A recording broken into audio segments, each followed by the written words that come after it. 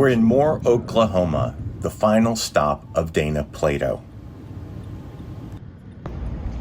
This is the home in Moore, Oklahoma where Dana Plato's life ended. It's the exact location where she died. Not in the house, but parked outside the house, in a motorhome.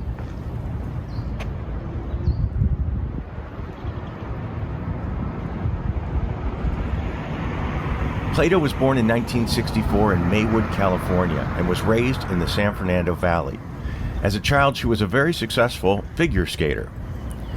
She decided to get into acting when she was around 10 years old. Well, her parents probably decided to put her into acting when she was about 10 years old. In 1978, she was cast in the TV show Different Strokes. Maybe the fame and money became too much for her, but she began her downward spiral while on the show. If there was a bad choice to be made, she made it. Bad decisions, bad relationships, drug abuse. It was a long downward spiral. In 1984, she married guitarist Lenny Lambert, and 3 months later, they welcomed a son, Taylor. Dana's co-star, Conrad Bain, said that Dana was elated that she would no longer be alone. Dana had several more relationships, including a brief marriage that was annulled, and her mother passed away, adding to her troubles. Dana ended up living in Las Vegas. That's when her downfall became publicly apparent, when she was arrested in Las Vegas for robbing a video store with a pellet gun. So when Dana Plato was on the outs, sort of, getting over the show business career and sort of wallowing in her issues, it made quite a lot of press when she got a job working in a dry cleaner. And at the time of the robbery, when she famously robbed the video store, this was her place of employment.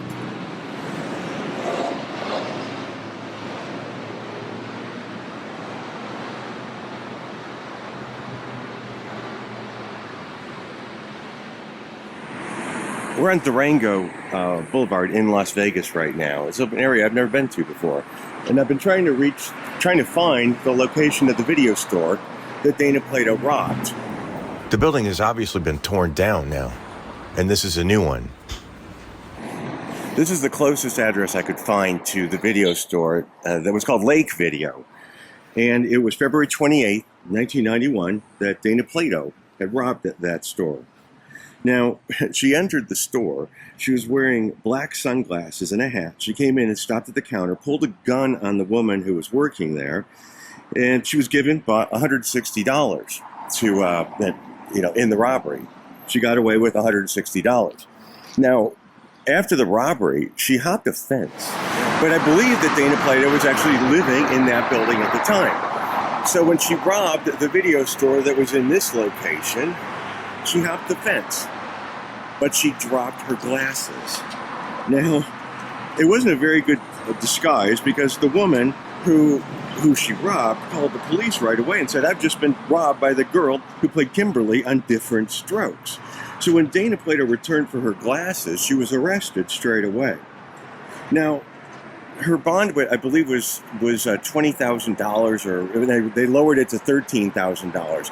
And it was really odd because this couple by the name of DeMarco put up the 10% or whatever it is of it for the bail bond, and put their house up for collateral to bail Dana out. And Dana Plato freaked out because she didn't know who these people were.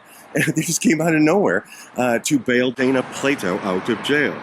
So she kind of freaked out a little bit. But actually, Wayne Newton, the legendary Wayne Newton, stepped up and posted her entire bond, which was $13,000 at that time, because he understood the plight of a child star, and he felt bad for her. He felt bad for her, and he bailed her out.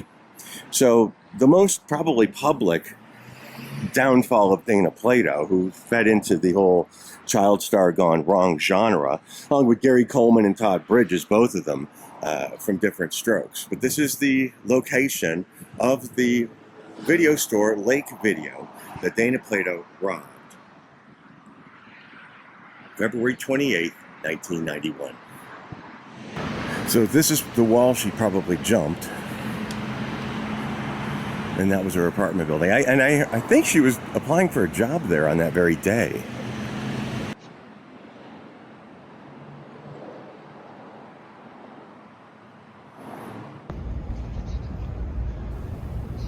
Dana was arrested for forging a prescription, and she served 30 days and a stint in rehab.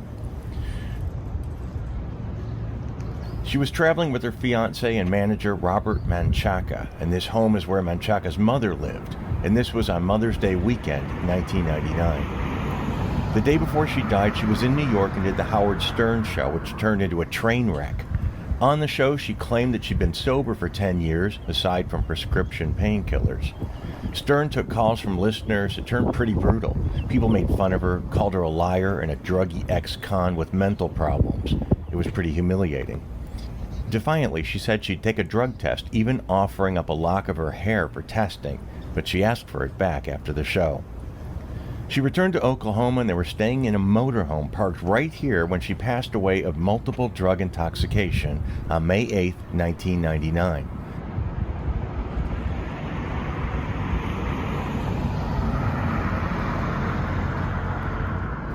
It was ruled that she took her own life, though not necessarily on purpose.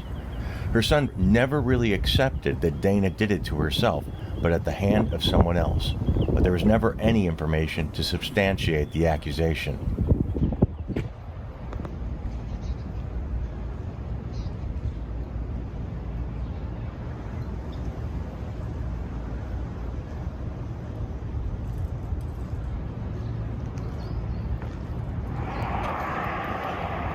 A memorial was held for Dana at the Geer Theatricum Botanicum in Topanga Canyon near Los Angeles. It was attended by child stars Johnny Whitaker, Kim Fields, Melissa Gilbert, and Dana's co-stars Todd Bridges and Gary Coleman. But all eyes were on Dana's son when he walked up to the microphone. I don't know what to say in a situation like this, except that I love my mom very much, and I'm going to miss her. Dana was cremated and her remains were scattered over the Pacific Ocean. 11 years later, almost to the day, Dana's son Tyler passed away, also at his own hand. A few years later, the motorhome in which Dana died was offered up for sale. I won't lie, I was interested. I thought it was an appropriate way to take our museum's tragical artifacts around the country. But ultimately, we passed on the offer, and its current whereabouts are unknown. Thank you for watching this sad and tragic story. I appreciate it, and I hope that you appreciate the research and the travel that went into it. I want to thank the people who are supporting my page by Patreon or PayPal, which the links are below. Martha Santos, Ann Meyer, Eden, Steve Craig, Christy Lee, and Brent Bradley. Thank you so much for your time. Thank you so much for your attention. And until next time. You heard me.